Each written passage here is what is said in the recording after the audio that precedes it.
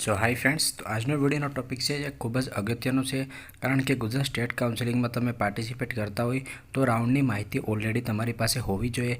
આ ટોપિક પર મેં પહેલાં પણ એક સ્પેશિયલ વિડીયો બનાવેલો છે, પરંતુ જે પણ વિદ્યાર્થીઓ વર્ષ 2024-25ની કાઉન્સિલિંગમાં ભાગ લેવાના હોય, નવા સબસ્ક્રાઈબર તરીકે જોડાયા હોય, તો એ લોકો પાસે આ માહિતી ના હોય.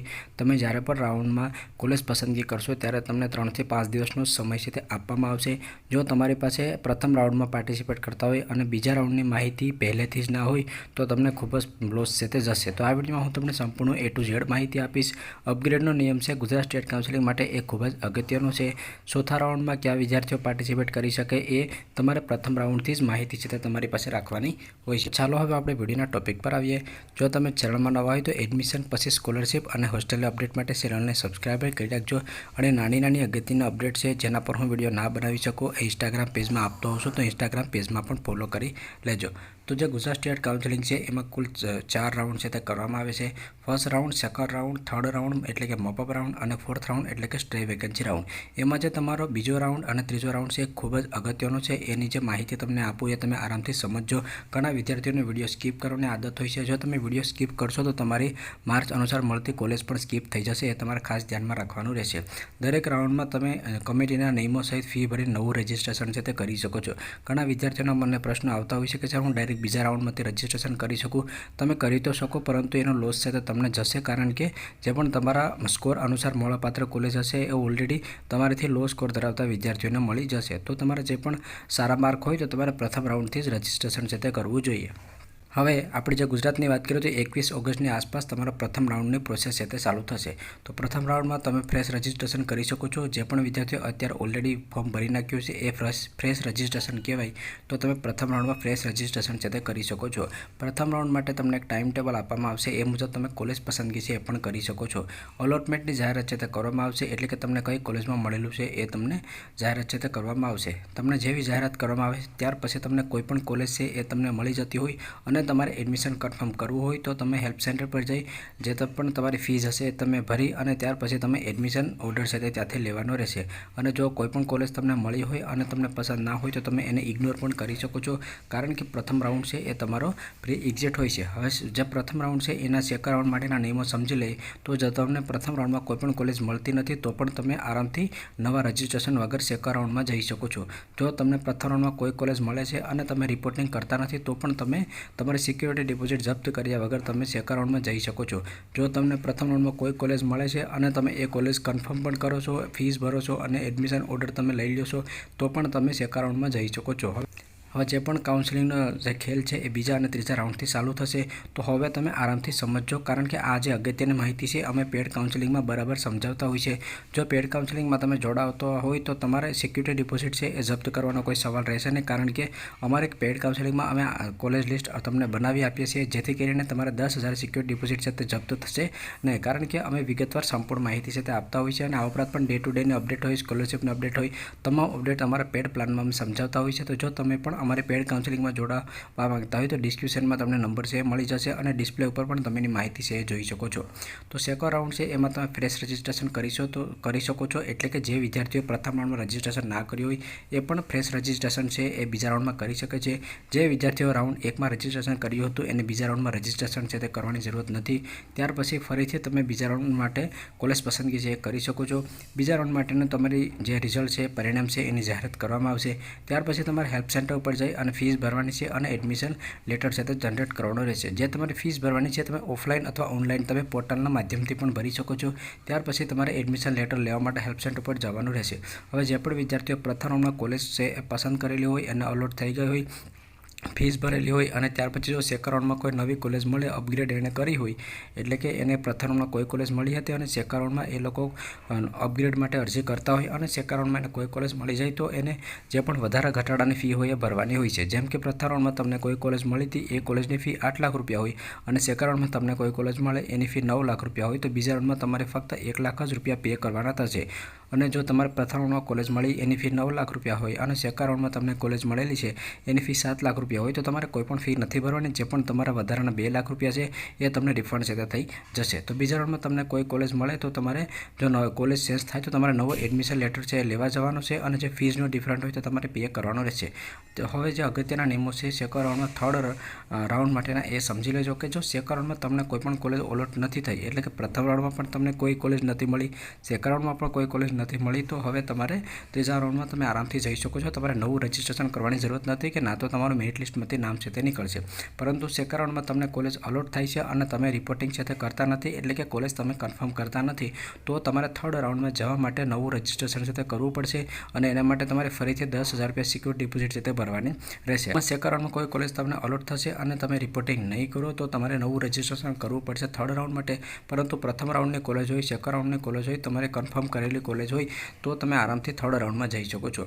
બીજો રાઉન્ડ 1 માટેનો આઈએમપી રૂલ કે જે સેકન્ડ રાઉન્ડમાં લાગુ પડે છે કે જો પ્રથમ રાઉન્ડમાં તમને કોઈ કોલેજ મળેલી હોય, સેકન્ડ રાઉન્ડ માટે તમે બીજી કોલેજ માટે અરજી કરતા હોય કે મને કોઈ સારી કોલેજ મળે તો હું એડમિશન લઈ લઉં, અને જો તમને સેકન્ડ રાઉન્ડમાં કોઈ કોલેજ મળી જશે તો તમારી પ્રથમ રાઉન્ડની કોલેજ ઓટોમેટિક જ રદ થઈ જશે. એમાં પાછળથી તમારો કોઈ હક છે તે લાગશે નહીં. તો સેકન્ડ રાઉન્ડમાં તમારે કોલેજ એ જ પસંદ કરવાની છે કે જેમાં તમારે લેવાની ઈચ્છા હોય. હવે જે થર્ડ રાઉન્ડ છે એ ખૂબ અગત્યનું છે, એ તમે આરામથી સમજજો, જેને મોપઅપ રાઉન્ડ તરીકે પણ ઓળખવામાં આવે છે. ફ્રેશ રાઉન્ડમાં તમે પ્રથમ રાઉન્ડ, સેકન્ડ રાઉન્ડમાં જે રજિસ્ટ્રેશન છે કરેલું હોય તો તમારે થર્ડ રાઉન્ડમાં રજિસ્ટ્રેશન કરવાની જરૂરત નથી.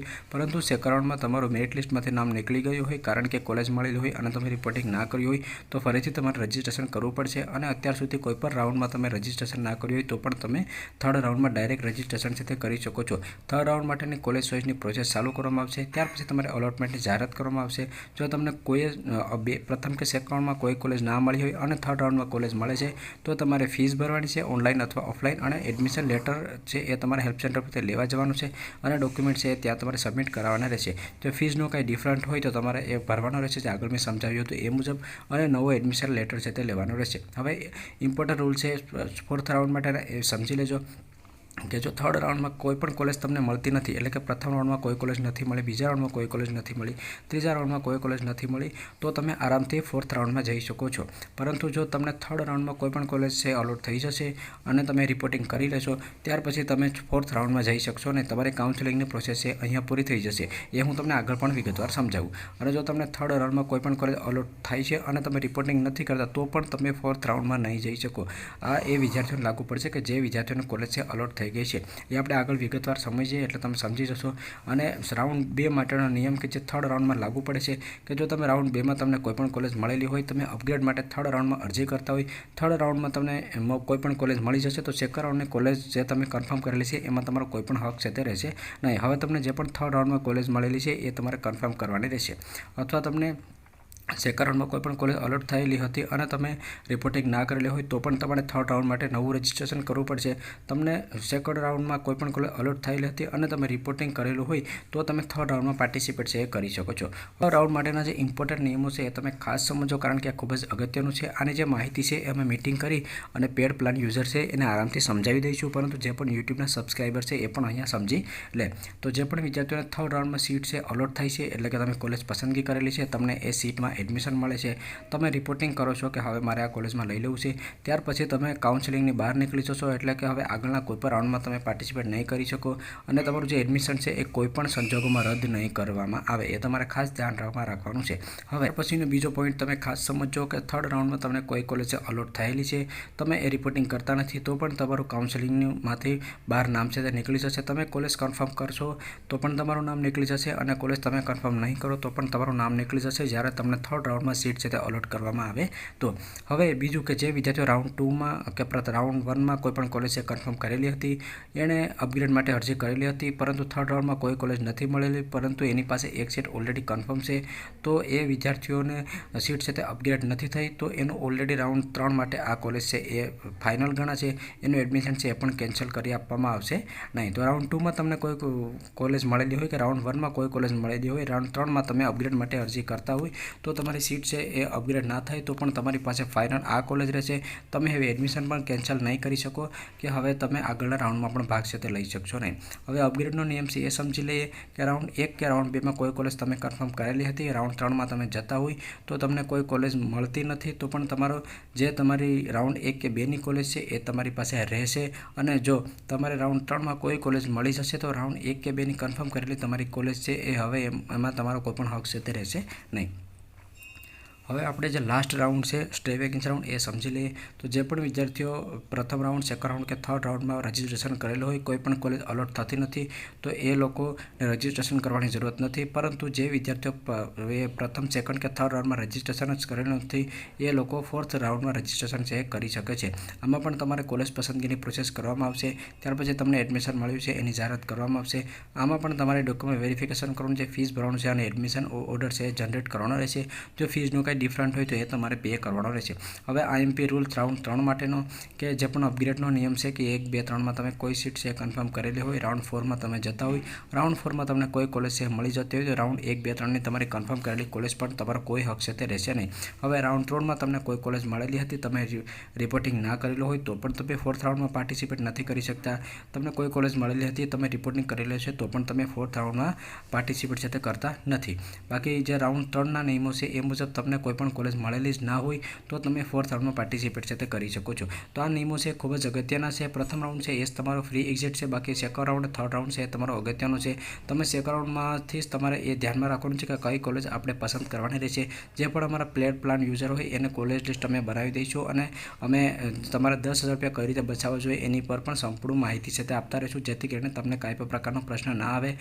જે તમારો સેકન્ડ રાઉન્ડ છે અને થર્ડ રાઉન્ડ છે એમાં કોલેજ પસંદગી કરતી વખતે તમારે ખૂબ જ ધ્યાન રાખવી જોઈએ, જેથી કરીને તમારે 10,000 રૂપિયા જપ્ત ના થાય, મેરિટ લિસ્ટમાંથી નામ નીકળે નહીં અને આગળના રાઉન્ડ માટે તમારે ફરીથી 10,000 રૂપિયા છે તે ભરવા પડે નહીં. સેમ જે નિયમો છે MCCમાં પણ લાગુ પડતા હોય છે. એના પર પણ જ્યારે ચાલુ થશે ત્યારે હું લાઈવ પ્રોસેસનો વિડીયો બનાવી દઈશ.